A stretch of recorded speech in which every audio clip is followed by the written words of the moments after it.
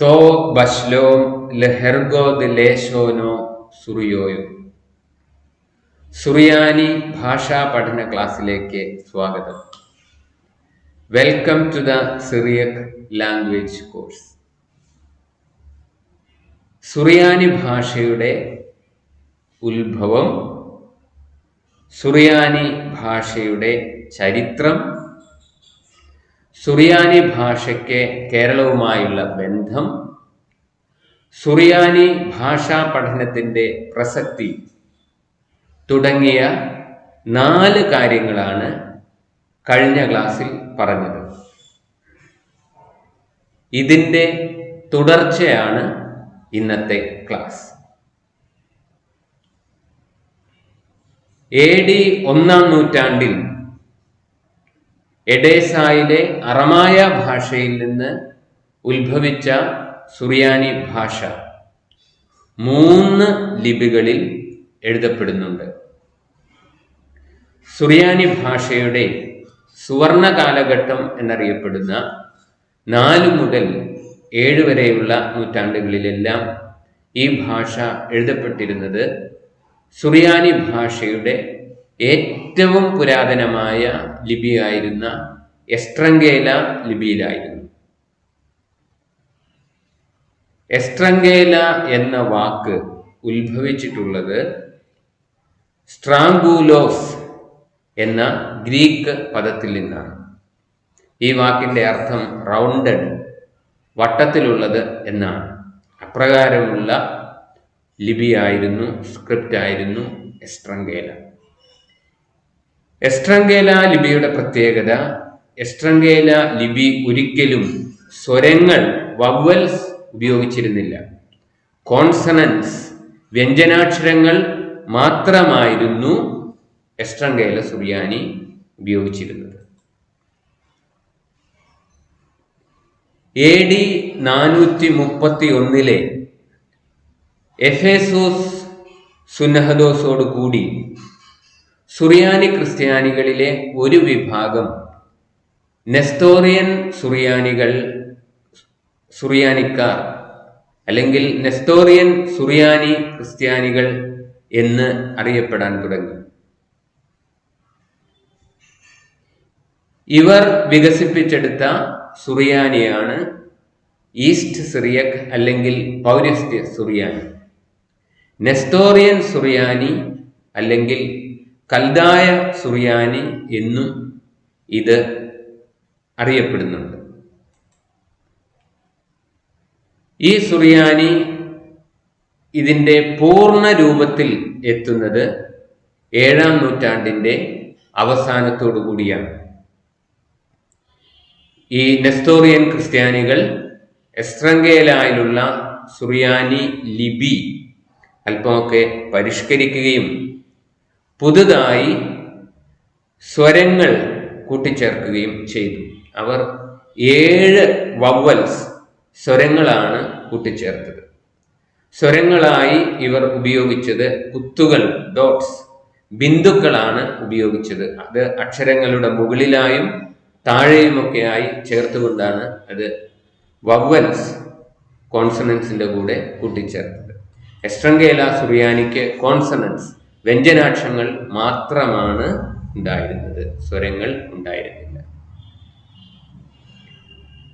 AD 451 കൽക്കദോനിയ സുന്നഹദോസോടുകൂടി സുറിയാനി ക്രിസ്ത്യാനികളിലെ ശേഷിക്കുന്ന വിഭാഗം യാക്കോബായ സുറിയാനി ക്രിസ്ത്യാനികൾ എന്ന് അറിയപ്പെടാൻ തുടങ്ങി. ഇവർ വികസിപ്പിച്ച സുറിയാനിയാണ് പാശ്ചാത്യ സുറിയാനി, വെസ്റ്റ് സിറിയക്. ഈ സുറിയാനി യാക്കോബായ സുറിയാനി എന്നും മാറോണൈറ്റ്സ്, ലെബനോനിലുള്ള ക്രിസ്ത്യാനികൾ ഉപയോഗിക്കുന്നത് കൊണ്ട് മാറോണൈറ്റ് സുറിയാനി എന്നും അറിയപ്പെടുന്നു. ഈ സ്ക്രിപ്റ്റ് സെർത്തോ, വര എന്നർത്ഥമുള്ള സുറിയാനി വാക്കാണ് വര, ലൈൻ എന്നർത്ഥമുള്ള സെർത്തോ സ്ക്രിപ്റ്റ് എന്ന പേരിലും പാശ്ചാത്യ സുറിയാനി അറിയപ്പെടുന്നുണ്ട്. നെസ്തോറിയൻ സുറിയാനി പോലെ തന്നെ യാക്കോബായ സുറിയാനിയും വെസ്റ്റ് സിറിയക്കും എസ്ട്രങ്കേല സ്ക്രിപ്റ്റ്സിന് ലിപികൾക്ക് രൂപവ്യത്യാസം വരുത്തി.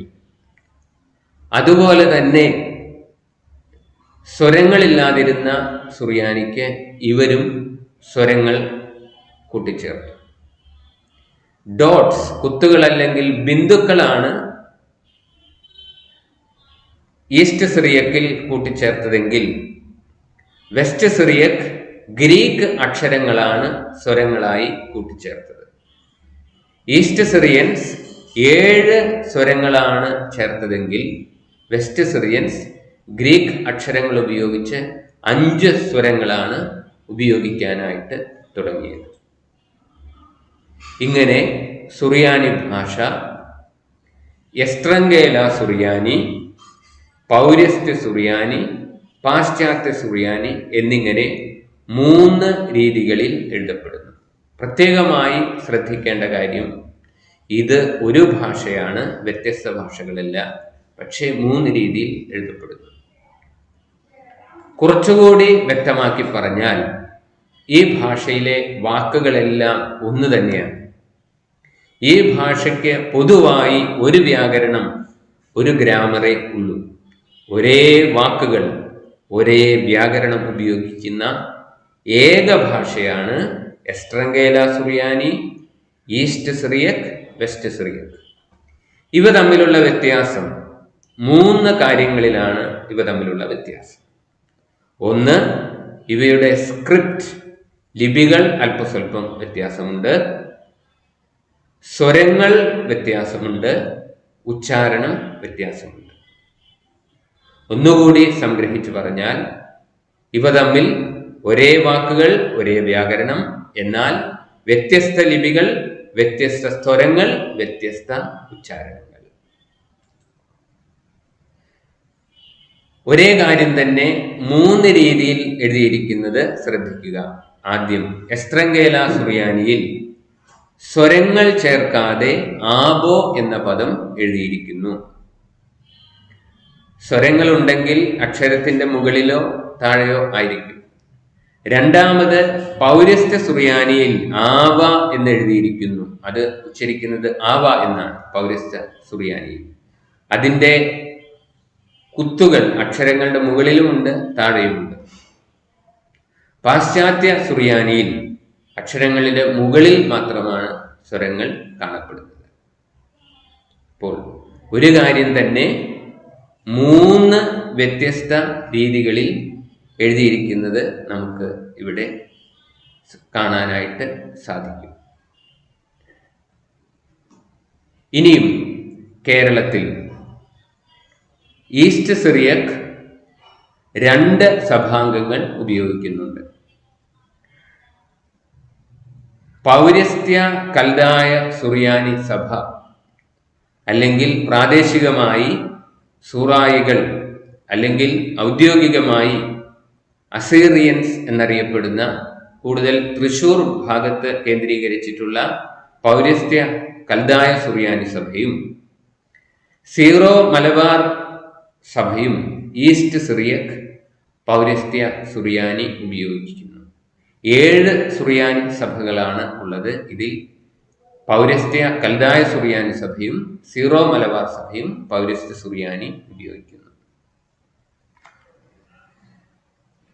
വെസ്റ്റ് സിറിയക് പാശ്ചാത്യ സുറിയാനി 5 സഭകൾ ഉപയോഗിക്കുന്നു. മലങ്കര യാക്കോബായ സുറിയാനി സഭ, മലങ്കര ഓർത്തഡോക്സ് സുറിയാനി സഭ, മലങ്കര മാർത്തോമ സുറിയാനി സഭ, തൃശൂർ ജില്ലയിലെ തൊഴിയൂറിന് അടുത്തുള്ള മലബാർ സ്വതന്ത്ര സുറിയാനി സഭ, മലങ്കര സുറിയാനി കത്തോലിക്ക സഭ എന്നിങ്ങനെ 5 സഭകൾ പാശ്ചാത്യ സുറിയാനി ഉപയോഗിക്കുന്നു. 7 സഭകളിൽ 2 സഭകൾ ഈസ്റ്റ് സിറിയക്കും 5 സഭകൾ വെസ്റ്റ് സിറിയക്കും ഉപയോഗിക്കുന്നു. കേരളത്തിൽ സുറിയാനി ആരാധനാ ഭാഷയായിട്ടാണ് പ്രചാരത്തിലിരുന്നത്. സംസാര ഭാഷയായി സുറിയാനി നിലവിലിരുന്നില്ല. ഇത് പഠിച്ചിരുന്നത് പൊതുവെ പുരോഹിത പദവികൾ അഭിലഷിച്ചിരുന്ന ആളുകൾ മാത്രമായിരുന്നു. അവരുടെ പൗരോഹിത്യ പരിശീലനത്തിന്റെ ഭാഗമായിട്ടാണ് കേരളത്തിൽ സുറിയാനി പഠിച്ചിരുന്നത്. ഇത് പഠിച്ചിരുന്നത് സുറിയാനി അറിയാമായിരുന്ന മൽപ്പാന്മാരിൽ നിന്ന്. മൽപ്പാൻ എന്ന വാക്കിന്റെ അർത്ഥം അധ്യാപകൻ, പഴയ മലയാളത്തിലെ ആശാൻ, ഇവരിൽ നിന്നായിരുന്നു. ഇവരുടെ അടുത്തുപോയി അവരുടെ വീട്ടിൽ താമസിച്ചൊക്കെയാണ് സുറിയാനി പഠിച്ചിരുന്നത്. അത് ഭാരതത്തിലെ പുരാതനമായ ഗുരുകുല സമ്പ്രദായത്തോട് സാമ്യമുള്ള ഒന്നായിരുന്നു. ഇങ്ങനെ സുറിയാനി പഠിപ്പിച്ചിരുന്ന കേന്ദ്രങ്ങൾ അറിയപ്പെട്ടിരുന്നത് മൽപ്പാൻ വീടുകൾ എന്നാണ്.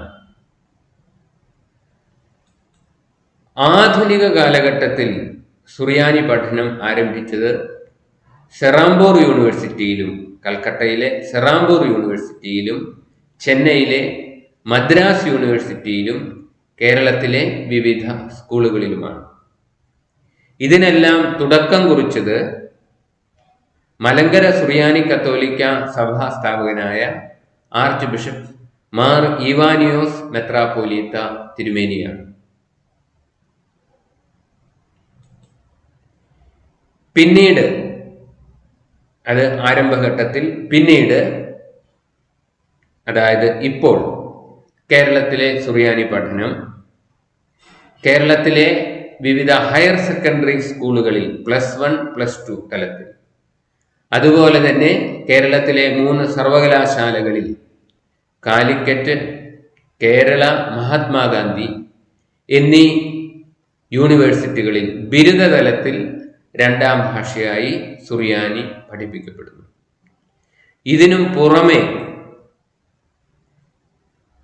ബിരുദാനന്തര ബിരുദതലത്തിലും ഗവേഷണ തലത്തിലും, അതായത് മാസ്റ്റേഴ്സ് ഡിഗ്രിയിലും PhD ഡിഗ്രിയിലും സുറിയാനി കോഴ്സുകൾ നൽകപ്പെടുന്നത് മഹാത്മാഗാന്ധി, കോട്ടയത്തുള്ള മഹാത്മാഗാന്ധി യൂണിവേഴ്സിറ്റിയിൽ നിന്നാണ്.